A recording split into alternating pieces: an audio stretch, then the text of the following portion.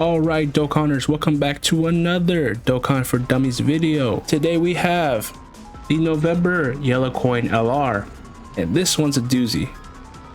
You couldn't have already guessed. It is Third Eye Gomah. Third Eye Gomah is an extreme AGL type. He leads Demonic Power or Terrifying Conquerors. Key +3, HP attack and defense plus 200%. He leads a really strong team and yet another demonic power lead. Alright, well the pick was obvious. Now let's see what he could do.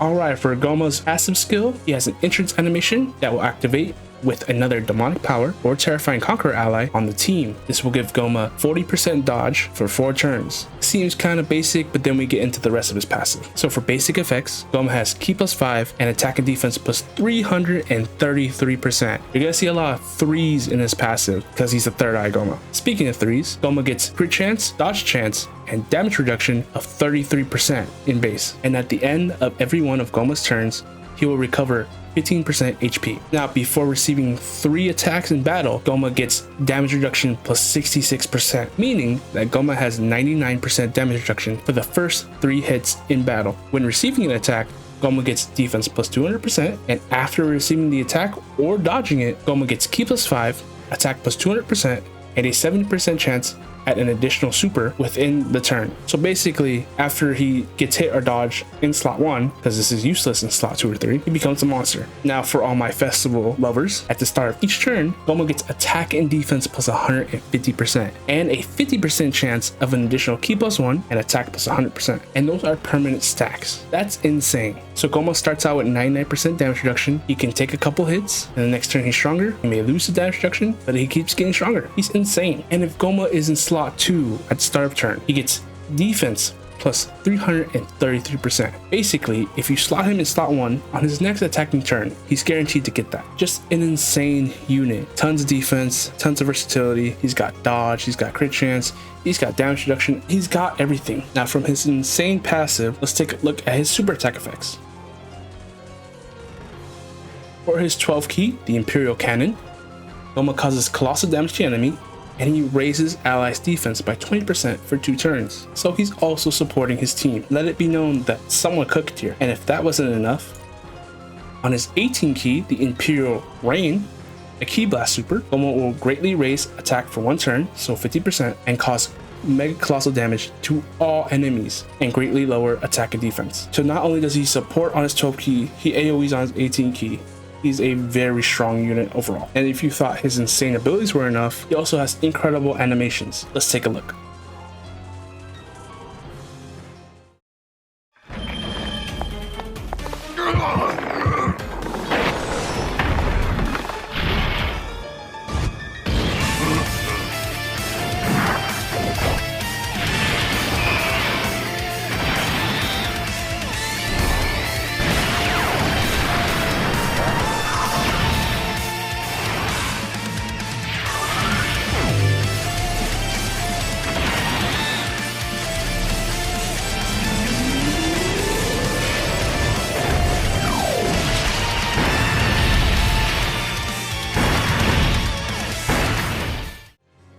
Oh yeah, someone definitely cooked here. If you thought the insane passive and insane animations weren't enough, Gomah also has a giant form.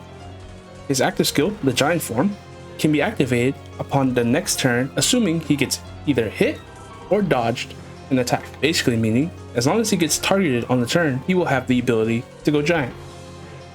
Now giant Gomah is only for 1 turn. Let's take a look at his giant form. Now in giant form, Gomah has attack plus 333%, a 33% chance to crit, key +3 per key spear obtained, and attacks effective against all types. So not a super insane giant form, but he more than makes up with it with his abilities. His attack, the Giant Collapse, provides 100% attack temporarily and causes destructive damage to the enemy. It also has a 70% chance to stun. He also comes with a giant active skill. The active skill Astral Barrage can be activated upon entering giant form. The active skill will raise attack by 3,333% temporarily and cause ultimate damage to the enemy. If you didn't think there was enough 3s in Gomah's passive, that alone is pretty insane. Now if you fight in content where the boss is guaranteed to super, this giant form will erase those supers upon returning to base form. If you fight in content that doesn't guarantee boss supers, this giant form is not a guarantee. So something like GDC content basically guaranteed to wipe supers. Something like Red Zone, you're not. Now let's take a look at Giant Gomah's animations.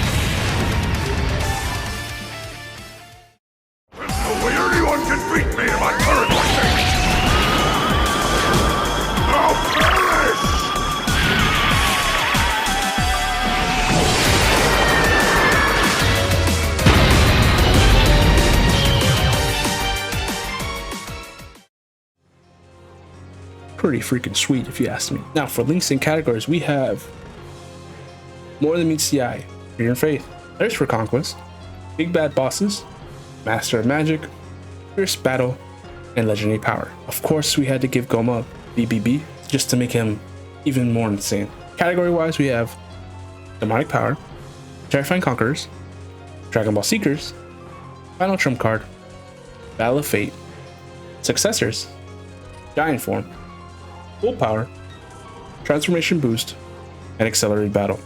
Some really solid categories there.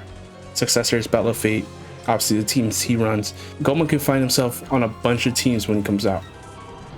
Now, for the age-old question, should you summon for Gomah? Yes, but like I said before, they cooked here. The problem is, like Daima Goku, Gomah is great. He comes out in November. Anniversary's 2.5 months away. They made a unit so good that I almost want you to summon for him. Unfortunately, some of us don't have the luxury of summoning for him and for the anniversary units. 9 times out of 10, the anniversary unit's going to be better than the November LR. So my answer is yes. But if you really want to wait, I wouldn't blame you. Up next is the December Dokkanfest. And in between now and then, we have the Heroes ECAs for 2022. And as always, thanks for watching. What an insane unit to drop in the middle of November. What do you think of Third Eye Gomah? Let me know in the comments down below. For those of you who are going to summon, good luck. And for those of you that aren't going to summon, I totally understand. Don't forget to drop a like and subscribe. I will see you in the next video. Sayonara.